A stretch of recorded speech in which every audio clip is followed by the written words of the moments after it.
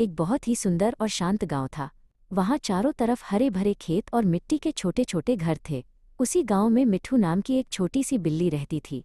मिठू बहुत प्यारी थी, लेकिन वो अक्सर उदास रहती थी।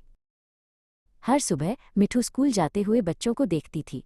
उनके कंधों पर बस्ते और चेहरों पर मुस्कान देखकर वो सोचती, काश मैं भी कुछ बड़ा काम कर पाती। काश सब मेरा भी नाम गर्व से लेते। गांव का शेरू कुत्ता मिठू को हमेशा चढ़ाता था। शेरू बहुत बड़ा और तगड़ा था। वो जोर से हंसते हुए बोला, अरे ओ छोटी मिठू, तू तो इतनी कमजोर है कि एक चूहा भी तुझे डरा दे। तू क्या बड़ा काम करेगी? शेरू की बातें सुनकर मिठू का दिल टूट गया। वह एक पुरानी झाड़ी के पीछे जाकर अकेले बैठ गई और चुपचाप रोने लगी। उसे लगा कि वो सच में बहुत छोटी और बेकार है। तभी पेड़ों के बीच से उड़ती हुई चुनचुन दादी चिड़िया वहां आईं। चुनचुन दादी बहुत समझदार थीं। उन्होंने मिठू के पास आकर धीरे से पूछा, क्या हुआ मेरी नन्ही मिठू, तुम ऐसे क्यों रो रही हो? मिठू ने सारी बात बताई। तब दादी ने उसे समझाते हुए कहा, बेटा, ताकत सिर्फ बड़े शरीर में नहीं होती। असली ताकत तो हिम्मत और मेहनत में होती है। तुम छोटी हो, यही तुम्हारी सबसे बड़ी शक्ति बन सकती है।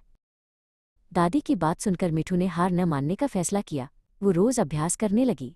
वो ऊंचे पेड़ों पर चढ़ना, पतली जगहों से निकलना और दूसरों की मदद करना सीखने लगी। वो अब किसी से नहीं डरती थी। एक दिन गांव में बड़ी मुसीबत आ गई।